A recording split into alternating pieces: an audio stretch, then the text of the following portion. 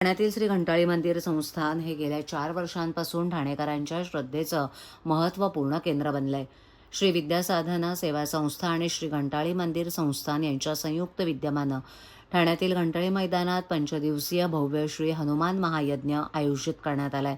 हा धार्मिक सोहळा चैत्र शुद्ध एकादशी ते चैत्र शुद्ध पौर्णिमा या कालावधीत म्हणजे 29 मार्च ते 2 एप्रिल दरम्यान संपन्न होणार असल्याची माहिती पत्रकार परिषदेत डॉक्टर सुधीर रानडे आणि मनोज जोशी यांनी दिली.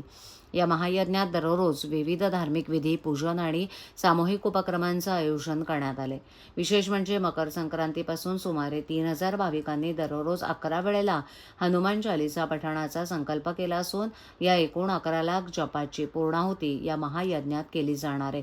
यज्ञाच्या दरम्यान 108 किलो तेलाचा अखंड दीप प्रज्वलित करण्यात येणार आहे. हनुमंताच्या 108 प्रतिमांचं दररोज पूजन करण्यात येईल. तसंच 31 मार्च रोजी सायंकाळी 6 वाजता सामूहिक सुंदरकांड पाठ आयोजित करण्यात आलाय, ज्यामध्ये मोठ्या संख्येनं भाविक सहभागी होणार आहेत.